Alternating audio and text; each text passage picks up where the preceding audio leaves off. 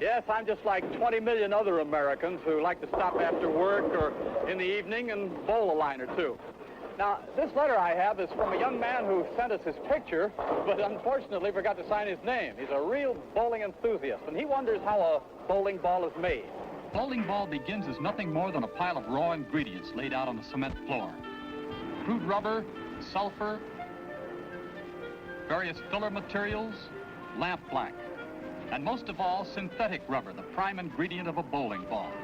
Under the supervision and control of graduate chemists, these materials are carefully compounded and mixed in a Banbury mixer. Each batch must be carefully analyzed to eliminate any possible variations in the incoming raw materials.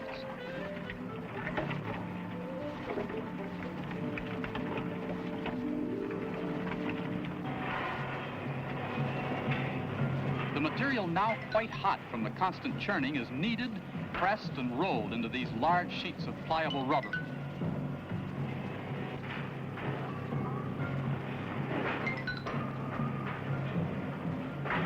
Farther along the production line, the cast iron molds are ready to receive the rubber and form it into the center core of the ball.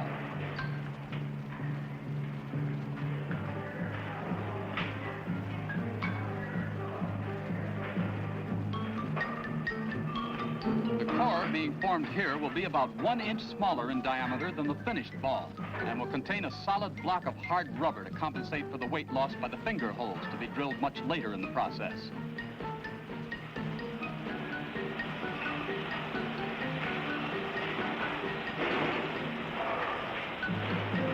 With tremendous pressure, both halves of the mold are united and made ready for the vulcanizing process, which will slowly cure the core.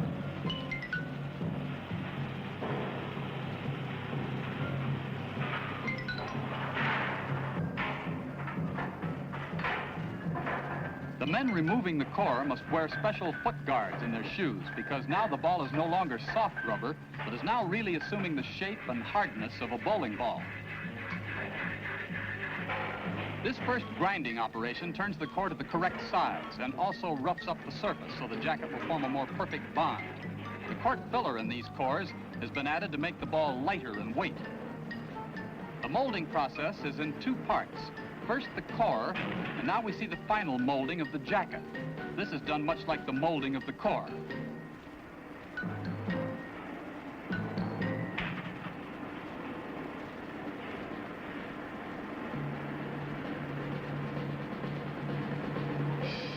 Again, the ball must be slowly vulcanized, and now when it's removed, it is complete, ready for the series of grindings, buffings, and polishing.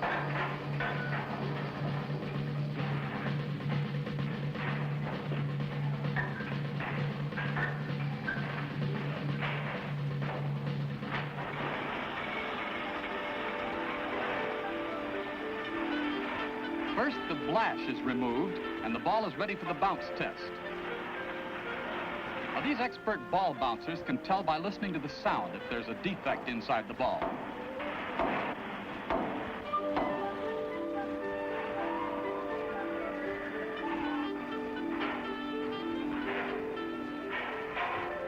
The centerless grinder turns out the ball to a perfect sphere.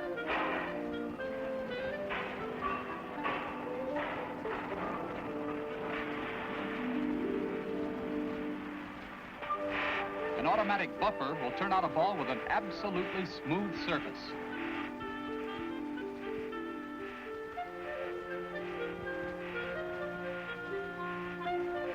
To determine the exact dynamic balance of the ball, it is floated in a pool of mercury, and the operator marks with chalk the point where the finger holes will be drilled later. And holes are drilled for such champions as Marion Ladwig, Bill Lilliard, Joe Wildman, Ned Day, Steve Nagy, Buzz Fazio, and for bowlers everywhere.